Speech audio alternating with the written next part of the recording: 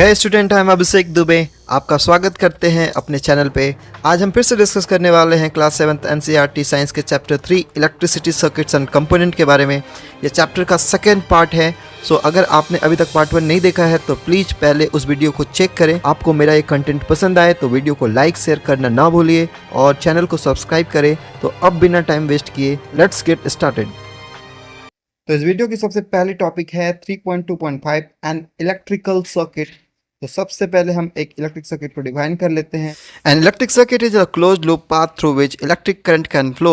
It consist of a power source like a battery, conducting wire and a load such as a bulb और motor connecting together to allow the movement of electricity. मतलब कि electric circuit एक closed path होता है जहां से electric current का flow होता है। इसमें पावर सोर्स जैसे बैटरी, वायर और एक लोड जैसे कि बल्ब या फैन होते हैं जो मिलकर करंट को फ्लो करने देते हैं। तो फिगर 3.9 जो है एक इलेक्ट्रिकल सर्किट को ही डिपिक्ट कर रहा है। जैसा कि आप देख सकते हो यहाँ पर दो वायर्स हैं, है ना, जिसको बल्ब होल्डर के 2 पॉइंट्स पर कनेक्ट किया गया है और बैटरी के एक टर्मिनल, पॉजिटिव टर्मिनल से एक वायर कनेक्ट है, जबकि बैटरी के दूसरे टर्मिनल यानी नेगेटिव टर्मिनल से एक वायर कनेक्ट है। चलिए इसको आगे बढ़ाते हैं। The lamp glows when one terminal of lamp is connected to the one terminal of the electric cell and the other terminal of the lamp to the other terminal of the cell as shown in figure 3.9। तो lamp तभी जलता है जब उसका एक terminal electric cell के एक terminal से और दूसरा टर्मिनल सेल के दूसरे टर्मिनल से जुड़ा होता है, जैसे कि फिगर 3.9 में दिखाया गया है। This setup forms an electrical circuit which provides a complete path for electric current to flow through the lamp. यह सेटअप एक इलेक्ट्रिक सर्किट बनाता है जो लैम्प के थ्रू करंट के प्रवाह को एक पूरा रास्ता प्रदान करता है। The lamp glows only when current passes through the circuit. और लैम्प तभी जलता है जब सर्किट से करंट फ्लो करती है। Now let's proceed the next topic. The direction of electric current in a electrical circuit is taken to be from positive to negative terminal of the electric cells. Electric circuit में current की दिशा electric cell के positive terminal से negative terminal की ओर मानी जाती है। When the terminal of the lamp are connected with those of the electrical cells by wire, the current passes through the filament of incandescent lamp and make it glow।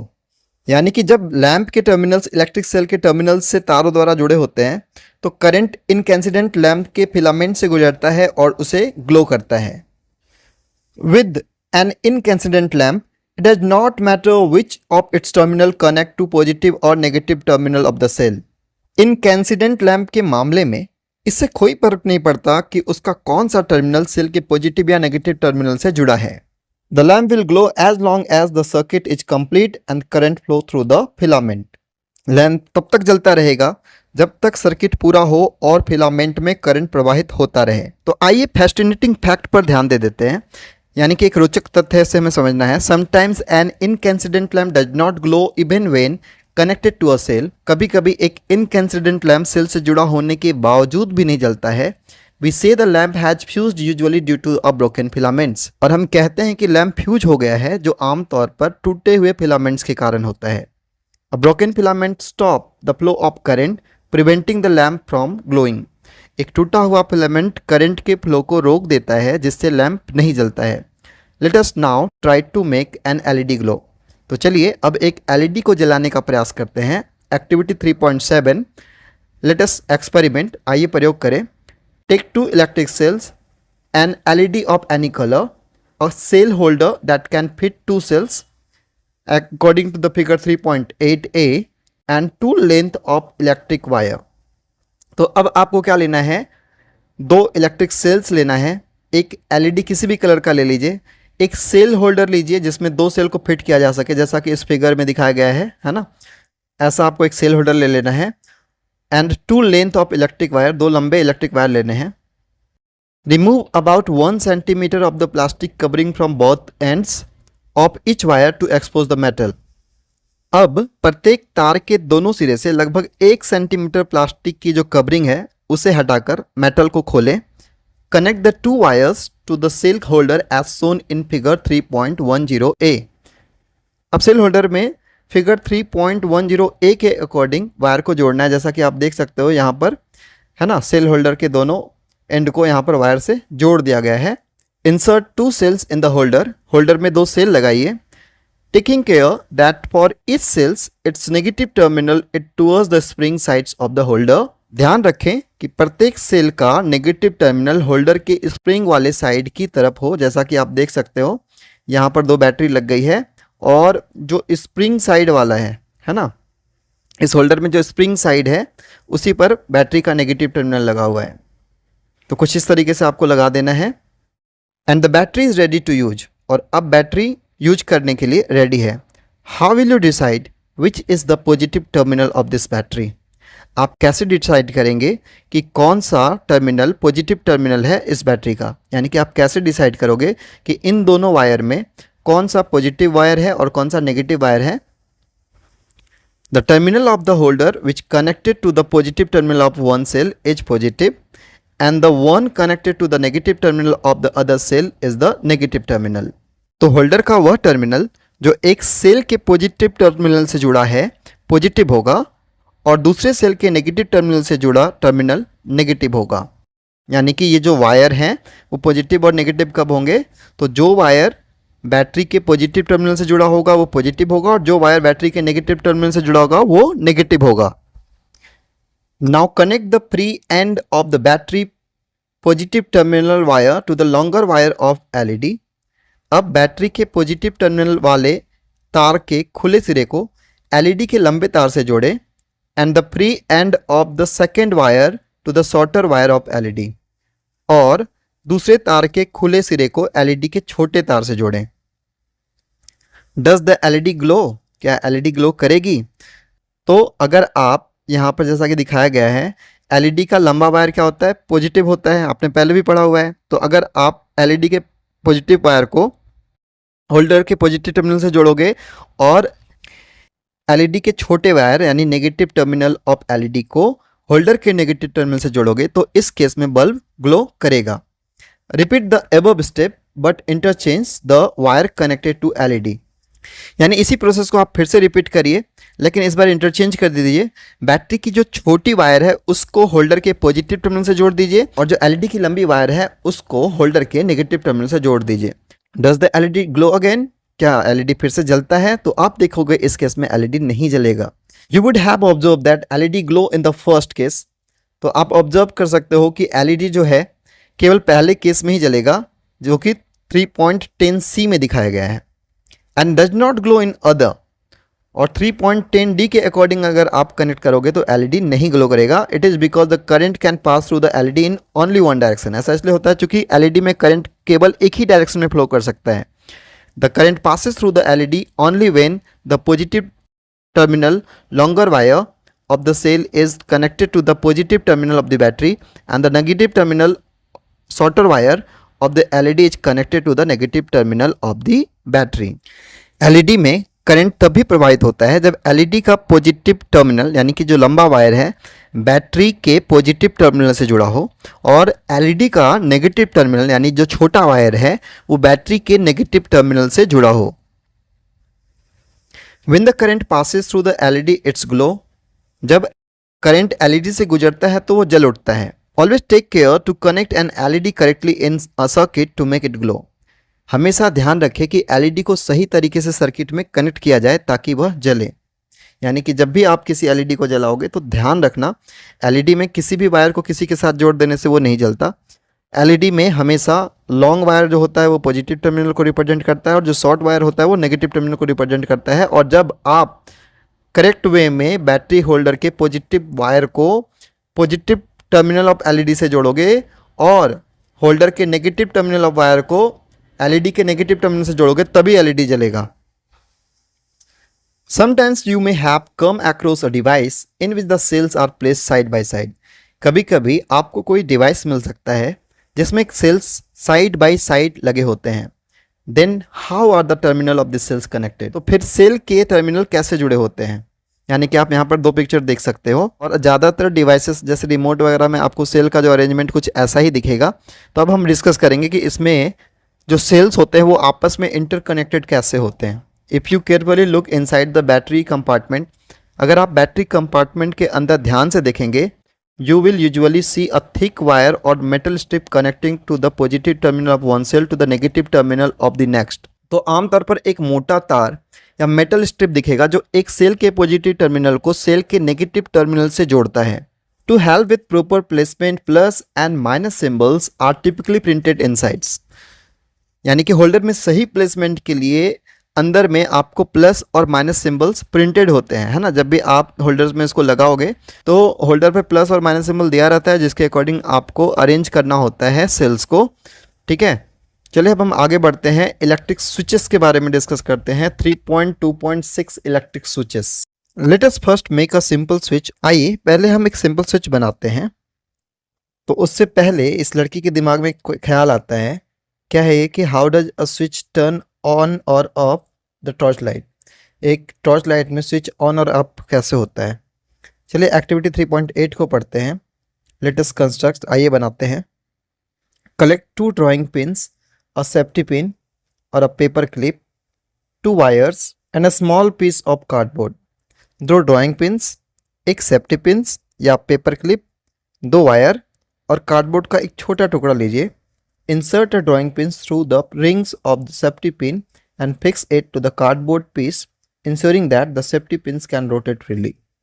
Safety pin के rings में एक drawing pin डालें और इसे cardboard पर इस तरह fix करें कि सेफ्टी पिन फ्रीली घूम सके, जैसा कि फिगर 3.11 ए में दिखाया गया है. Fix the second drawing pins to the cardboard piece so that the free end of the safety pin can touch it. दूसरी ड्राइंग पिन को कार्डबोर्ड पर इस तरीके से फिक्स करें कि सेफ्टी पिन का फ्री एंड उसे टच कर सके, जैसा कि फिगर 3.11 बी में दिखाया गया है. Connect a wire to each drawing pin. Our switch is ready. प्रत्येक ड्राइंग पिन से एक वायर कनेक्ट करें. अब हमारा स्विच तैयार है. Let us now test our switch. अब अपने स्विच को टेस्ट करते हैं. Activity 3.9 let us test. Activity 3.9 में आइए टेस्ट करें. Connect the electric cell, lamp and switch as shown in figure 3.8a. Does the lamp glow? Electric cell, lamp और switch को फिगर 3.8 के अनुसार कनेक्ट करें. क्या लैम्प ग्लो करता है? Rotate the free end of the safety pin till it touches the other drawing pins as shown in figure 3.8b. Does the lamp glow now? Safety pins के free and को तब तक घुमाएं जब तक कि वह ड्राइंग पिन्स को टच ना करें, जैसा कि फिगर 3.8b में दिखाया है. क्या अब लैंप ग्लो करता है? When the safety pin touches the both drawing pins, it closes the gap and complete the path and allows the current to flow. जब सेफ्टी पिन दोनों ड्राइंग पिन्स को टच करता है तो ये गैप को क्लोज कर देता है और करंट के फ्लो का पाथ कंप्लीट कर देता है. We call this the on position figure 3.8b. इसे हम ऑन पोजीशन कहते हैं, जैसा कि फिगर 3.8b में दिखाया गया है. Where the circuit is closed and the current flow from the cells positive to negative terminal making the lamp glow. जहां सर्किट क्लोज होता है, करंट सेल के पॉजिटिव से नेगेटिव टर्मिनल की ओर फ्लो करता है, जिससे लैम्प ग्लो करता है. When the safety pin does not touch the second drawing pin, the gap in the circuit prevents the current flow and the lamp does not glow. जब safety pin दूसरी drawing pin को touch नहीं करता है तो circuit में gap के कारण करंट फ्लो नहीं करता और लैम्प ग्लो नहीं करता है. In this off position, figure 3.8a, we say that circuit is open.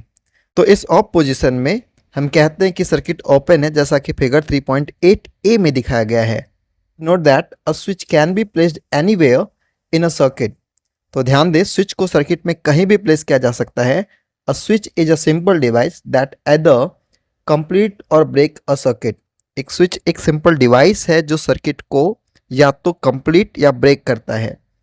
The switch is used for lights and other devices at home works the same way. घर में light और अन switches के लिए use किए जाने वाले स्विचेस भी इसी तरीके से काम करते हैं, दो दे आर डिजाइन डिफरेंटली. हालांकि उनका डिजाइन थोड़ा अलग होता है. अब हमें पढ़ना है 3.3 सर्किट डायग्राम्स. तो यहाँ पर इसके दिमाग में एक क्वेश्चन आ रहा है कि can be represent the circuit in a simple manner. क्या हम किसी सर्किट को सिंपल मैनर में रिप्रेजेंट कर सकते हैं? तो आइए रीड करते हैं. The various component of an electrical circuit can be represented by the symbol shown in table 3.2. एक इलेक्ट्रिकल सर्किट के विभिन्न कंपोनेंट को टेबल 3.2 में दिखाए गए सिंबल्स द्वारा रिप्रेजेंट किया जा सकता है. तो यहाँ पर आप टेबल 3.2 देख सकते हो, यहाँ पर कुछ इलेक्ट्रिकल कंपोनेंट और उसके सिंबल दिखाए गए हैं। जैसा कि आप देखोगे तो सबसे पहला जो है सीरियल नंबर में हमारा आता है इलेक्ट्रिक सेल, उसको हम इस सिंबल से रिप्रेजेंट करते हैं। ठीक है, तो सिंबल्स आप अच्छे से याद कर लेना। बैटरी को रिप्रेजेंट करने के लिए हमें इस सिंबल्स का उपयोग करना होता है। एक इलेक्ट्रिक बल्ब को रिप्रेजेंट करने का सिंबल जो होगा कुछ इस तरीके का होगा, एक सर्कल में हम क्रॉस साइन लगाकर, ठीक है, उस सर्कल के दोनों एंड पे, ठीक है, 2 स्ट्रेट लाइन खींच देंगे। उसी तरीके से लाइट एमिटिंग डायोड जो एलईडी होता है उसको रिप्रेजेंट करने का जो तरीका होता है कुछ इस तरीके का होता है। आप सिंबल याद कर लेंगे। ठीक है, स्विच ऑन पोजीशन को दिखाने के लिए हमें कुछ इस तरीके के सिंबल को उपयोग करना होगा, और स्विच ऑफ पोजीशन को दिखाने के लिए हमारा सिंबल कुछ इस तरीके का होगा। एक वायर को रिप्रेजेंट करने के लिए किसी इलेक्ट्रिक सर्किट में हम एक स्ट्रेट लाइन का उपयोग कर सकते हैं, जैसा कि आप सिंबल में देख सकते हैं। तो आप ये सारे सिंबल्स याद कर लीजिएगा, एग्जाम के पॉइंट ऑफ व्यू से बहुत इंपॉर्टेंट होगा ये।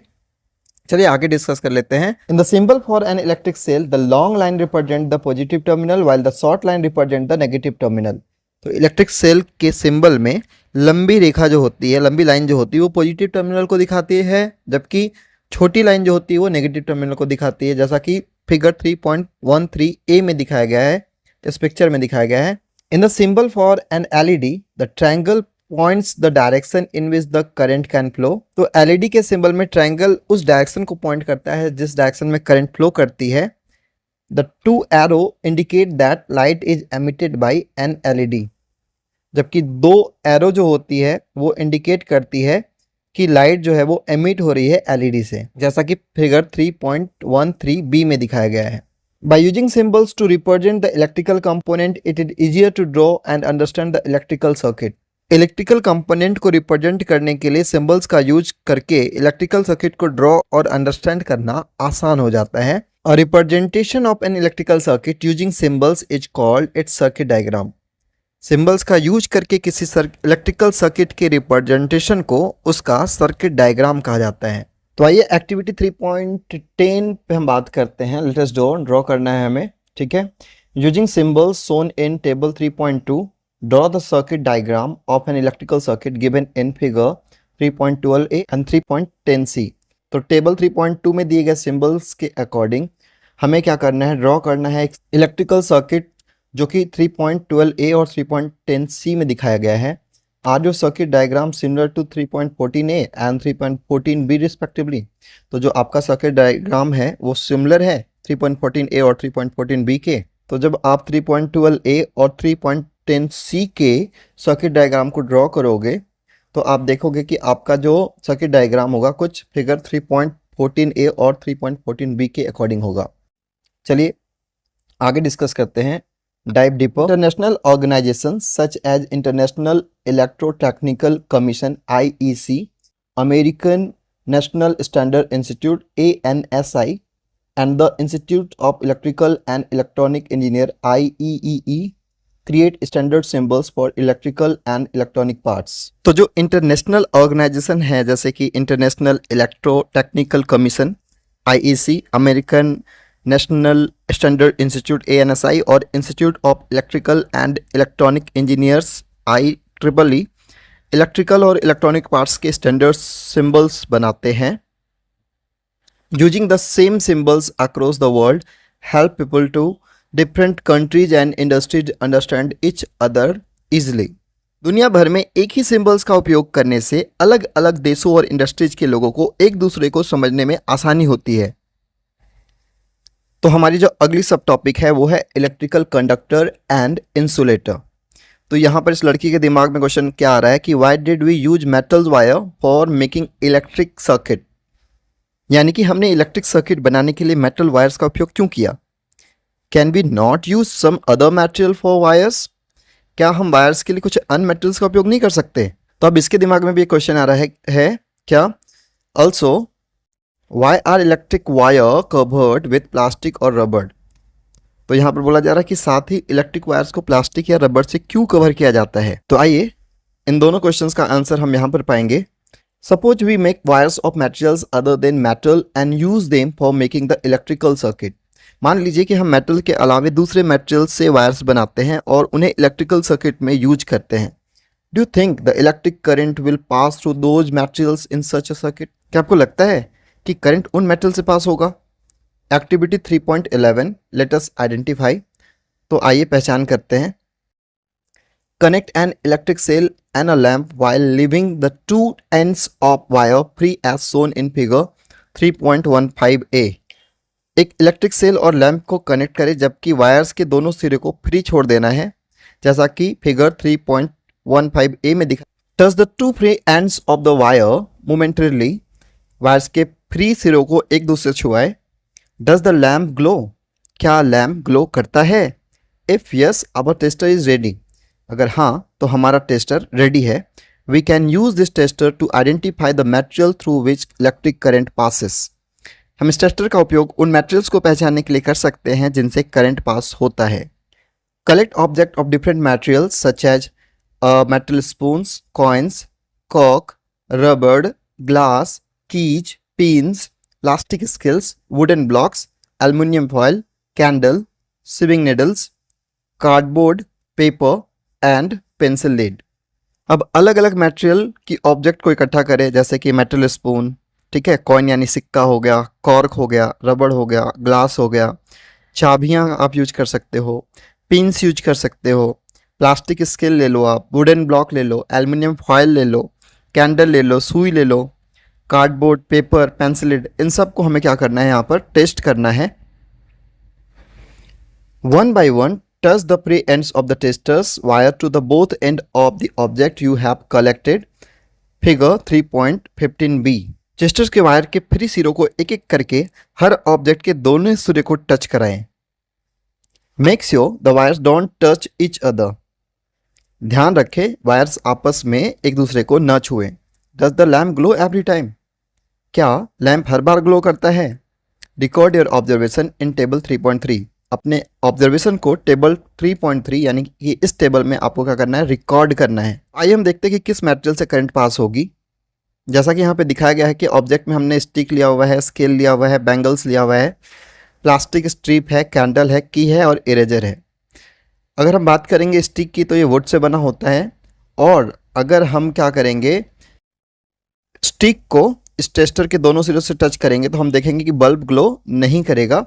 तो हमारा यहाँ ऑब्जर्वेशन जो होगा हम यहाँ नो लिख देंगे। वैसे ही अगर हम स्केल को टच करेंगे तो प्लास्टिक का बना होता है, तो यहाँ भी हमें लैम्प ग्लो करता हुआ नहीं दिखाई देगा। तो हमें यहाँ ध्यान रखना है कि जिस केस में लैम्प ग्लो करेगा वो कंडक्टर होगा, और जिस केस में लैम्प ग्लो नहीं करेगा वो क्या होगा, एक इंसुलेटर होगा। तो अगर हम बात करेंगे स्टिक की तो ये क्या है, एक इंसुलेटर है, ठीक है। वैसे ही अगर आप स्केल की बात करोगे तो ये भी प्लास्टिक का बना है और यहाँ बल्ब ग्लो करता हुआ नहीं दिखाई देगा, तो ये भी क्या है, एक इंसुलेटर है। वैसे ही बैंगल जो होता है वो ग्लास का बना होता है, तो ग्लास से भी करंट पास नहीं करेगा, तो इसलिए हम इसको एक इंसुलेटर बोल सकते हैं। वैसे ही पेपर स्ट्रिप पेपर का बना होता है, यहाँ भी बल्ब आपको ग्लो करता हुआ नहीं दिखाई देगा, तो इसे भी आप एक इंसुलेटर बोलोगे। वैसे ही कैंडल जो वैक्स से बना होता है, जब आप इसे करंट पास कराने की कोशिश करोगे तो भी यहाँ पर बल्ब ग्लो नहीं करेगा टेस्टर में, तो आप इसे इंसुलेटर बोल सकते हो। की होता है वो मेटल का बना होता है, तो आप जैसे ही टेस्टर के दोनों वायर को की के दोनों एंड पर टच करोगे तो यहाँ पर वायर जल जाएगा, तो आप इसे कंडक्टर बोलोगे। ऐसे इरेजर से जब आप करंट पास कराने की कोशिश करोगे तो आपको बल्ब ग्लो करता हुआ नहीं दिखाई देगा, ठीक है, तो आप इसको इंसुलेटर कहोगे। तो इस तरीके से हमने अपना ऑब्जर्वेशन पूरा कर लिया है। आप चाहो तो दो ऑब्जर्वेशन और भी लिख सकते हो, जैसे कि पेंसिल लीड ले लीजिए, इसको आप पेंसिल लीड से भी ट्राई कर लो। तो पेंसिल लीड जो होता है वो किसका बना होता है, वो ग्रेफाइट का बना होता है। तो अगर आप इसे करंट पास कराओगे तो ग्रेफाइट करंट पास करता है अपने अंदर से, तो ये एक कंडक्टर कहलाएगा। वैसे एक एग्जांपल और यहाँ से आप पकड़ लो, आप एक एल्युमिनियम फॉयल ले लो, तो अगर आप एल्युमिनियम फॉयल पे टेस्ट करोगे, एल्युमिनियम फॉयल, तो यहाँ पर ये एल्युमिनियम का बना होता है जो एक मेटल है, तो यहाँ से करंट पास कर जाएगा, तो इसे आप एक कंडक्टर बोल सकते हो। तो इस तरीके से हमने टेबल 3.3 को कंप्लीट कर लिया है। आइए आगे बढ़ते हैं। Analyse your observations, did the lamp glow for all materials. अपने ऑब्जर्वेशन को एनालाइज करिए, क्या लैम्प हर मटेरियल के लिए ग्लो करता है? The lamp glows for some materials only. Lamp केवल कुछ मटेरियल्स के लिए ही ग्लो करता है। This means that the electric current can pass through some materials but not through others. इसका मतलब है कि इलेक्ट्रिक करंट कुछ मटेरियल से ही आसानी से पास होता है जबकि दूसरों से नहीं। The material through which electric current can flow easily are called good conductor और कंडक्टर ऑफ इलेक्ट्रिसिटी। तो जिन मटेरियल से करंट आसानी से फ्लो हो सकता है उन्हें गुड कंडक्टर या इलेक्ट्रिसिटी के कंडक्टर्स कहते हैं। The material through which current can not pass through are called insulator. और जिन मटेरियल से करंट पास नहीं करता उन्हें इंसुलेटर कहा जाता है। और the poor conductor of electricity या फिर पुअर कंडक्टर ऑफ इलेक्ट्रिसिटी कहते हैं। Based on the observation you have recorded in table 3.3, table 3.3 में रिकॉर्ड किए गए ऑब्जर्वेशन के आधार पर conclude which materials are conductor of electricity and which are insulator. Note it in table 3.3. निष्कर्ष निकालें कि कौन सा मटेरियल इलेक्ट्रिसिटी के कंडक्टर है और कौन सा इंसुलेटर, और इसे टेबल 3.3 में नोट करें। तो हमने ऑलरेडी आइडेंटिफाई कर लिया है कि कौन सा मटेरियल कंडक्टर है और कौन सा मटेरियल इंसुलेटर है, और उसको नोट डाउन पे यहाँ 3.3 टेबल में कर लिया है। चलिए अब हम इसको आगे बढ़ा लेते हैं। From your conclusions in table 3.3 you would have realized that metal are conductor of electricity and thus are used for making wires. तो टेबल 3.3 में अपने निकाले गए कंक्लूजन से हम ये समझ चुके हैं कि मेटल इलेक्ट्रिसिटी के कंडक्टर होते हैं और इसलिए इनका उपयोग वायर्स बनाने के लिए किया जाता है। इस डायग्राम पर में क्या दिया हुआ है? Silver, copper and gold are the best electrical conductor. Silver, copper और गोल्ड सबसे बेस्ट इलेक्ट्रिकल कंडक्टर हैं। However for making electrical wires mainly copper is used due to its comparatively low cost and abundant supply. हालांकि electrical wire बनाने के लिए मुख्य रूप से कॉपर का उपयोग किया जाता है क्योंकि इसकी कॉस्ट कम होती है और ये आसानी से उपलब्ध होता है। Different types of electrical wire are used for the different usages. अलग अलग यूजेज के लिए अलग अलग टाइप्स की इलेक्ट्रिकल वायर यूज की जाती है। From table 3.3 you would have also realize that plastic, rubber and ceramic are the electrical insulator. तो टेबल 3.3 में आपने यह भी देखा कि प्लास्टिक, रबर और सेरामिक जो होते हैं इलेक्ट्रिकल इंसुलेटर हैं। Have you now understand why the wires are covered with those materials? क्या अब आप समझ गए कि वायर को इन मटेरियल से क्यों कवर किया जाता है? तो वायर को इनसे क्यों कवर किया जाता है? क्योंकि जो इंसुलेटर्स होते हैं उनके अंदर से करंट फ्लो नहीं हो सकता। अगर हम इंसुलेटेड कवरिंग वायर को पकड़ेंगे तो हमें शॉक नहीं लगेगा, ठीक है। Conductor and insulator are both important. Conductor और इंसुलेटर दोनों ही इंपॉर्टेंट हैं। Electrical wire, switches, connector of plugs, sockets are made of conductors. तो इलेक्ट्रिकल वायर्स हो गए, स्विचेस हो गए, प्लग्स के कनेक्टर्स और सॉकेट कंडक्टर से बने होते हैं। Insulator like rubber, plastic, ceramics are used to cover wires, plug tops and switches to protect the people from the electric shocks. वहीं रबर, प्लास्टिक और सिरेमिक जैसे इंसुलेटर का यूज वायर्स, प्लग टॉप्स और switches को cover करने के लिए किया जाता है ताकि लोगों को इलेक्ट्रिक शॉक से प्रोटेक्ट किया जा सके। Our body is conductor of electricity. हमारा शरीर इलेक्ट्रिसिटी का कंडक्टर है। Electric current passing through our body may cause severe injury और इवन डेथ। हमारे शरीर से गुजरने वाली इलेक्ट्रिक करंट गंभीर चोट या मौत तक का कारण बन सकती है। Always handle electrical appliances with care. तो इसलिए इलेक्ट्रिकल अप्लायंस को हमें हमेशा सावधानी से हैंडल करना चाहिए। नेवर टच स्विचेस और प्लग विद वेट हैंड्स। कभी भी प्लग्स या स्विचेस को गीले हाथों से ना छुएं। और use electrical devices in wet area, या किसी भी इलेक्ट्रिकल डिवाइस को वेट एरिया, गीले एरिया में यूज नहीं करना चाहिए। और handle equipment with the damaged insulations और द ब्रोकन प्लग्स। और न ही डैमेज इंसुलेशन और टूटे हुए प्लग वाले इक्विपमेंट को हैंडल करना चाहिए। तो ऐसे अप्लायंस जिनका इंसुलेशन है ना टूटा हुआ है, हमें उनसे बचकर रहना चाहिए, वरना हमें यहाँ पर सीवियर, ठीक है, इंजरी होने का चांसेस होगा, इवन डेथ भी हो सकता है इलेक्ट्रिक शॉक के कारण। आइए डाइव डीपर एक बार फिर से यहाँ पर दिया हुआ है, इसको डिस्कस करते हैं। Have you ever wondered how the electricity from a cell और battery is different from the electricity coming from a wall socket?